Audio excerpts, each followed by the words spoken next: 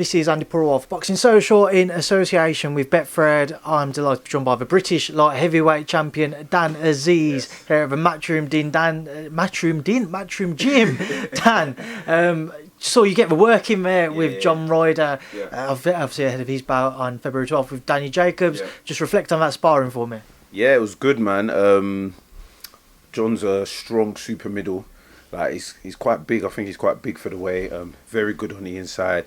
He's tricky. Knows how to work inside. Strong game.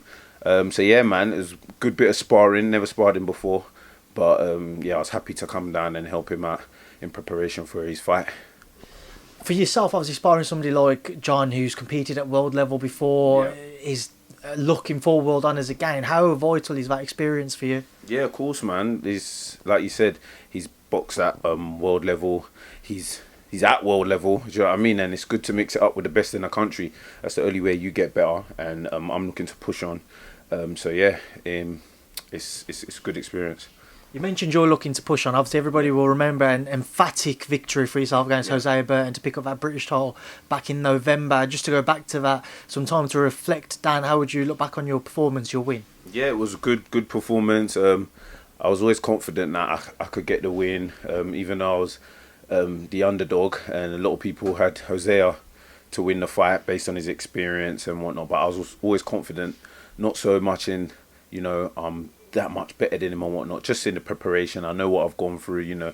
I beat a lot of odds in the ring as well as outside. So yeah, man, I just it was good. Things I can work on, and I was just happy to be able to perform like that on that stage and on that platform, because I could have gone in there, had a boring win, a split decision or something, but the performance went well with the accomplishment that I got. So yeah, I'm happy.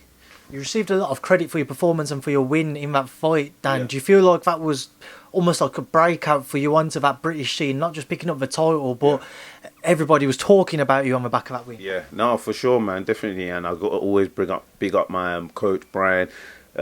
He come up with a good game plan. I followed it to the best I could, and yeah, everything just fell into place. Everyone was talking about it and whatnot, and now I just want to push on, and just keep fighting and that kind of magnitude, them stages, and yeah, man. So Dan, what is next for yourself? Hopefully a defense, because it's weird. It's a tricky one because the guys above me, a lot of the guys above me, have won it already. So they're not really going to look to come and fight me for the British. And then the guys below, they're not quite at that level yet. Or I don't know, but I'll be more than happy. Apparently, I got a voluntary. So if anyone, any light heavies that fancy fighting for the British title against me, listen, get in touch. But I've said it, I'd like to get the Commonwealth. I'd like to be known as, having the Commonwealth and the British. Obviously, Yard has that. But obviously, I don't think that fight is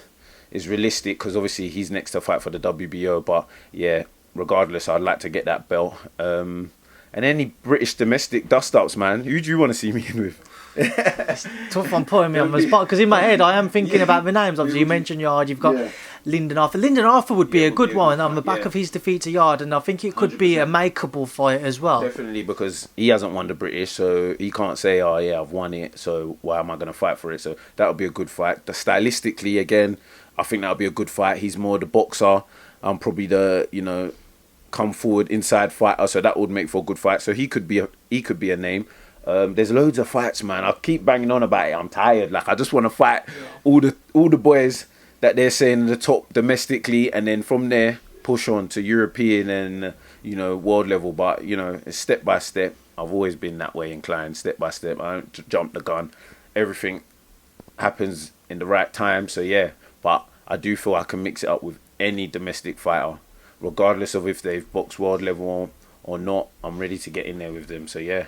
And I said it already, I'm number one, so I'm ready to prove that as well. I was about to ask you, especially on the back of that win, Dan, where do you think you rank when we mention the Yards, the Arthurs, the Callum Johnsons, the Joshua Buatsi's, in amongst that mix domestically, where do you think you sit? I'm number one. The British title says I'm number one. So there's no asking me I'm number one. Anyone wants to say otherwise, then you know where we can meet. So, do you know what I mean? I'm not going to sit here after I've picked up title after title, 50-50s after 50-50s to be saying, yeah, you know, I think I'm just under here and that. No, I'm number one. Simple.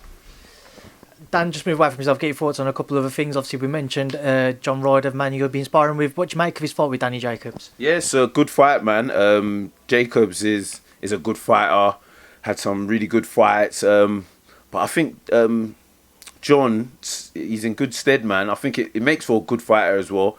I mean, for a good fight. I saw what was his last fight? His fight was against... Yeah, and he didn't look all that impressive, man. He didn't look all that impressive. I think maybe he's on the downward tail of his career, but who knows? You can never write someone off. But it makes for a good fight, man. I think it's definitely going to be an exciting one. So, yeah, I look forward to it. Just a couple of British fights I want to get your thoughts on, which are coming up. Feb 5th, Chris Eubank Jr., Liam Williams. What's your take? Another good fight. Another good fight. I look forward to that. Again, Liam's someone, he just comes and he has it. I like his style, man, and his mindset. Eubank as well, very good, stylish fighter. Yeah, he's doing his thing as well. It's a good fight. Another good domestic world kind of scene fight. I look forward to it, man. Who are you edging towards? Eubank. Yeah, I think he's more polished. I think he's more hungry. You know, he trains out in Dubai with someone that I know well, Chill.